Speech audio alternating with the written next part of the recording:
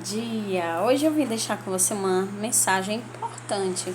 Eu tinha que deixar contigo alguma coisa importante, né? Dizem que nessa vida a gente tem que deixar alguma coisa importante com as pessoas que a gente gosta, ou algum legado para as pessoas que vão assistir esse vídeo, que vão querer nos olhar aqui.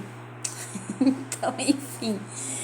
O texto que eu escolhi para dividir com você hoje é o Salmo 77. Eu fiz essa leitura na minha leitura pessoal e eu fiquei com vontade de dividir com você esse texto, tá bom? Então ele diz assim, ó: com a minha voz clamarei a Deus clamarei e ele me ouvirá. No dia da minha aflição busco a Deus, à noite minhas mãos ficam estendidas para ele sem cessar. Eu estou inconsolável. Quando me lembro de Deus, suspiro, fico perturbado e perco as forças. Tu mantens abertas as minhas pálpebras, fico agitado e não consigo falar. Meus pensamentos se voltam para os tempos antigos, os anos do passado distante. Durante a noite, lembro-me do meu cântico, medito em meu coração, faço uma busca cuidadosa. Será que Deus nos rejeitará eternamente? Será que Ele nunca mais nos mostrará favor? Acabou para sempre o seu amor leal? Será que a sua promessa ficará sem se cumprir por todas as gerações?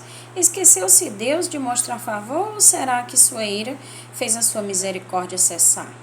Será que continuarei dizendo: o que me causa aflição é que o Altíssimo mudou seus tratos conosco?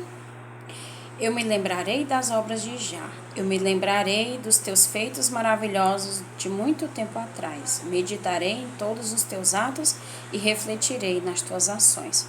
Ó Deus, teus caminhos são santos.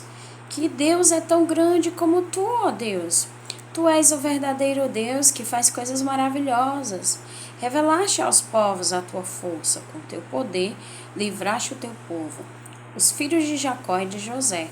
As águas te viram, ó Deus, as águas te viram e ficaram perturbadas.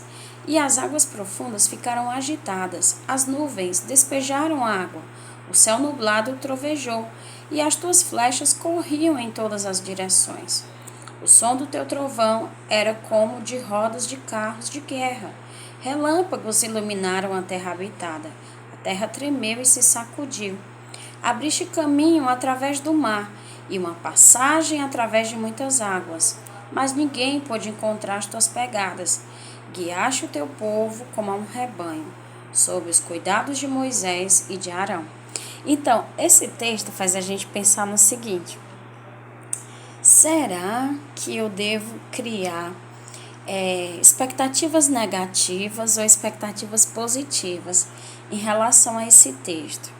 Porque dá pra gente sentir como Asaf estava um pouco aflito, né? Como os sentimentos dele estavam turbulentos. Às vezes a gente também pode se sentir igual a Asaf, como se a gente tivesse na carne viva de tanto problema, de tanta dor, de tanta angústia. Então ele disse assim: eu estou inconsolável. Às vezes a gente pode se sentir assim também. A gente pensa: não importa o que digam, isso aí não vai me tocar. Às vezes pode acontecer. Mas a gente percebe nessas palavras de Asaf que tudo é uma questão de escolha. Ao passo que ele disse que estava sofrendo e que ele atribuía tudo isso aos atos de Deus, né? Porque ele disse assim: por acaso eu vou dizer que o que aconteceu comigo é que o Altíssimo mudou seus tratos comigo, né? Quando ele falou isso no versículo 10. Então, mas a gente vê que apesar dele falar de toda a sua angústia, de toda a sua dor, uma coisa ele deixou bem claro, é que ele conhecia as qualidades de Deus. E mesmo que ele estivesse falando um monte de coisas negativas, mas ele ainda reconhecia várias qualidades de Deus. E eu até separei esse texto para dizer assim para mim mesma: quando eu ler esse texto, eu vou me concentrar nas qualidades de Deus que eu encontro dentro desse texto. Porque se eu me concentrar na dor que Asaf estava sentindo, talvez eu até me recorde de algumas dores que eu sinto e venha a me sentir mal por isso. Então eu preciso ver que não sou só eu que sinto dores, Não sou só eu que às vezes fico na carne viva de tanta aflição, perturbada com tanta coisa, né? Asaf também se sentiu assim. Interessante é que nós temos mais ajudas hoje do que ele naquela época. Hoje você tem a internet, você tem a Bíblia, e ele, no tempo dele, ele não tinha tantas coisas assim para ajudar ele. Mas mesmo assim, uma coisa que eu acho muito interessante é que ele se concentrou nas qualidades de Deus. E são essas que eu quero destacar para você. Olha só, Asaf disse que ele reconhecia que Deus, ele era cheio de amor leal, no versículo 8, quando ele diz: acabou para sempre o seu amor leal? Então isso mostra que ele sabia que Deus, ele nos ama lealmente, ou seja, Deus nunca nos trai, né? Deus sempre está ali, nos amando. É a gente que fica se afastando de Deus por causa das dores, porque as coisas não saem do jeito que a gente quer sempre. Aí a gente fala como se fosse Deus o culpado de tudo. Mas na verdade, olha, ele reconhecia que Deus nos ama com lealdade, né? Também outra coisa que ele falou aqui sobre Deus é que ele disse assim, ó, que Deus era o Altíssimo, no versículo 10.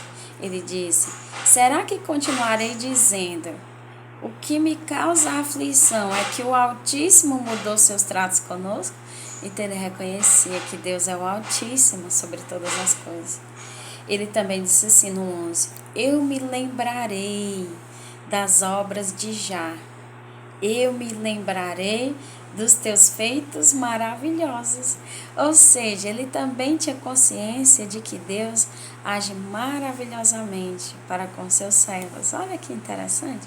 Ele só estava magoado, mas ele era uma pessoa que amava muito a Deus, porque ele conseguia ver muita qualidade de Deus, mesmo na dor. Aqui no versículo 13 ele disse, ó Deus, teus caminhos são santos. Então ele conseguia ver a santidade do Pai Celestial. Ele disse também que Deus é tão grande como tu, ó Deus, né? Então ele via a grandiosidade do Deus. Ele disse no 14, tu és o verdadeiro Deus que faz coisas maravilhosas. Então, mesmo na dor, ele conseguia ver as qualidades de Deus. Então, nós também podemos aproveitar do exemplo de Asaf para aprender algo para nós. Será que eu, quando estou na dor, eu também consigo ver o amor de Deus, o amor leal dele, as qualidades dele, a grandiosidade dele?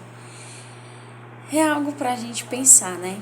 Porque assim, se Deus é o centro da nossa vida, então é só um momento ruim, tudo passa, vai passar. E se Deus é o centro da nossa vida, o alívio está bem aí.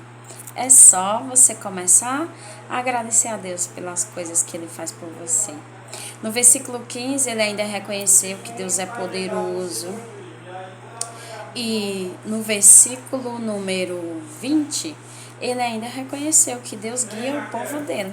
É muito interessante isso. Pensa nisso. Beijo, bom dia.